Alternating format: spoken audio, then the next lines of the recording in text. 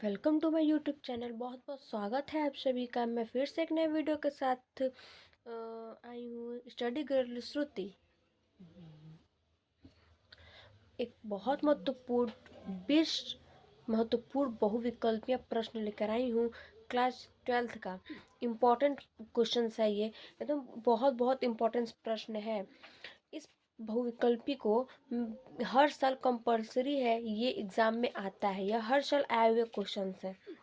इसको ध्यान से देखें और एकदम ध्यान से देखें और इसको पढ़ें। एकदम कंपलसरी है, ये एग्जाम में आए हुए एग्जाम है। तो ये देखते हैं पहला प्रश्न क्या बोल रहा है।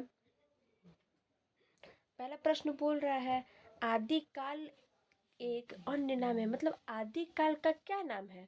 तो आदिकाल का एक अन्य नाम क्या है? तो आदिकाल का एक अन्य नाम पहला है ऑप्शन सिद्ध समांत काल, दूसरा है श्रृंगार काल, तीसरा है स्वर्ण युग और चौथा है अलंकृत काल। इसमें सही आंसर है क्या? समांत काल, पहला ऑप्शन है। दूसरा देखते हैं क्या दूसरा है। निम्नलिखित में से राम भक्ति शाखा के कवि कौन है?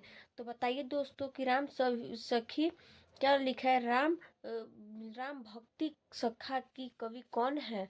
तो इसका आंसर देखते हैं क्या होगा। पहला ऑप्शन है नाभादास, दूसरा है तुलसीदास, तीसरा है अग्रदास और चौथा है चतुर्दास।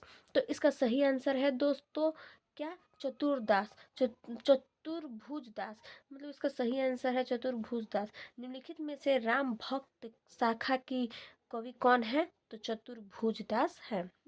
तीसरा आंसर है तीसरा क्वेश्चन है। तीसरा क्वेश्चन क्या पूछ रहा है?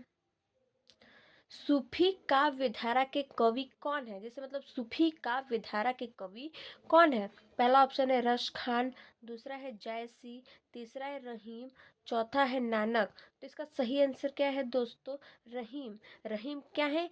सूफी काव्य धारा के कवि हैं। चौथा क्वेश्चन क्या है देखते हैं। चौथा क्वेश्चन है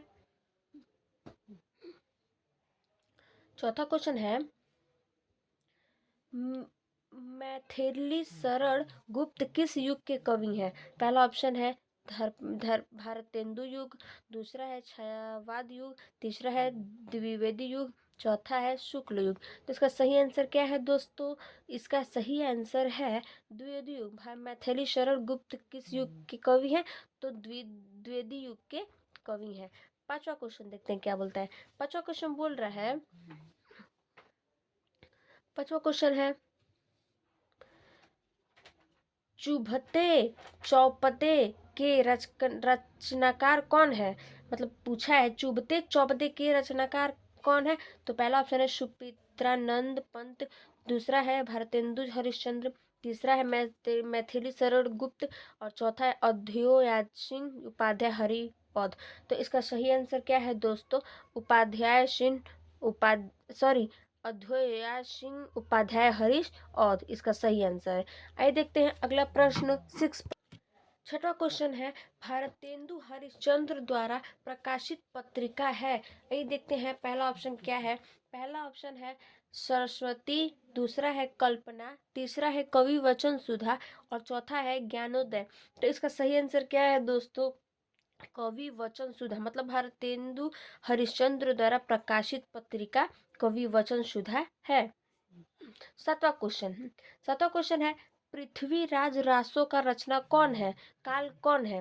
पहला ऑप्शन है वीर गाथा काल, दूसरा है भक्ति काल, तीसरा है रीति काल और चौथा है आधुनिक काल। तो इसका सही आंसर है दोस्तों वीर गाथा काल। मतलब जैसे पृथ्वीराज रसों का रचनाकार कौन है, कला कौन है? तो वीर गाथा काल है। आठवां क्वेश्चन देखते हैं क्या बोलता है। आठवां क्वेश्चन बोल रहा है देखते हैं आठवां क्वेश्चन क्या बोल रहा है। आठवां क्वेश्चन इसमें बोल रहा है राम की शक्ति पूजा कविता की रचयिता कौन है?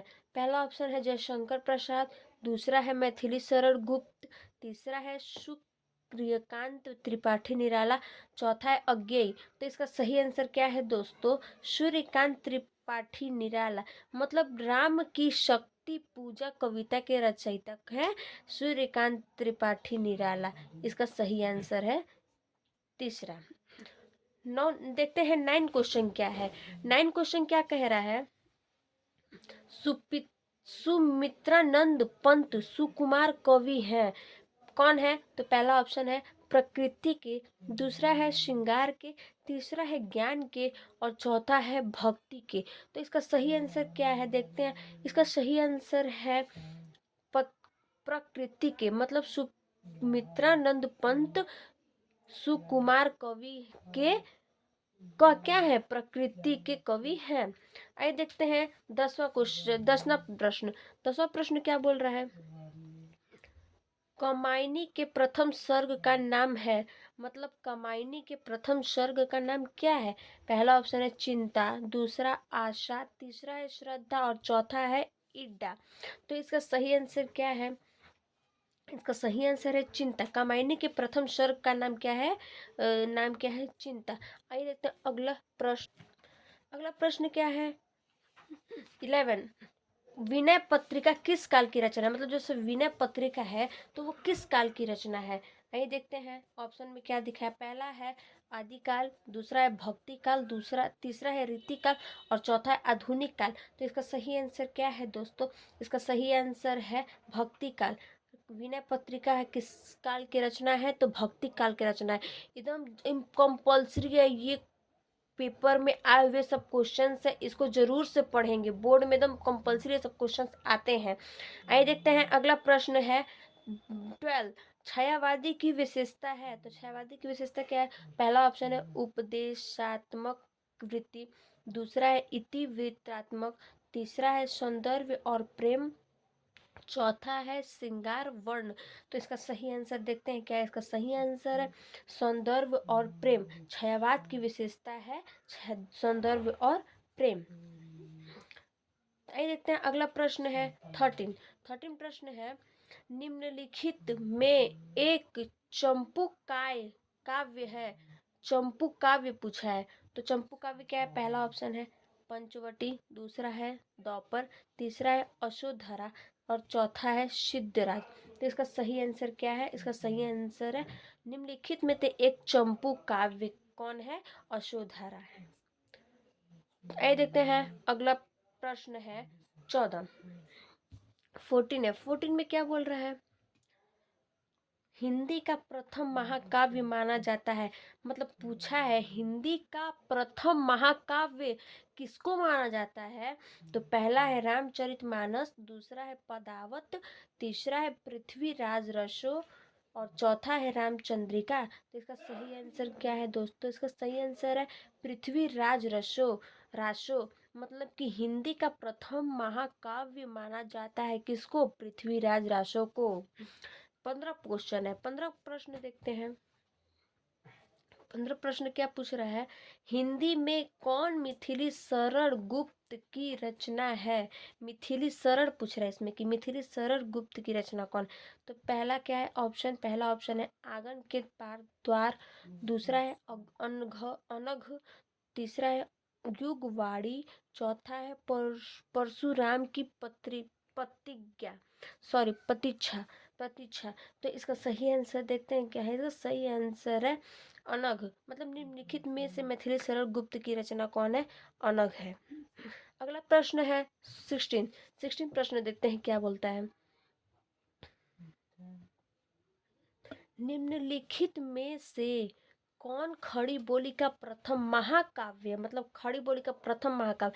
पहला है साकेत, दूसरा है प्रिय प्रवेश, तीसरा है कामायनी, चौथा है वैदेही वनवास। तो इसका सही आंसर क्या है दोस्तों, प्रिय प्रवेश, मतलब कि निम्नलिखित में जो खड़ी बोली है प्रथम महाकाव्य किसका है, प्रिय प्रिय प्रवास का है। तो आइए देखते हैं अगला को प्रश्न 17 क्वेश्चन क्या पूछ रहा है, गीत संकलन परारिजात किसकी कृति है। तो पहला ऑप्शन है मैथिली सरल गुप्त की, दूसरा महादेवी वर्मा, तीसरा है अद्वैय सिंह उपाध्याय हरिद्वार और चौथा है जयशंकर प्रसाद। तो इसका सही आंसर कौन सा है दोस्तों, इसका सही आंसर है महादेवी वर्मा।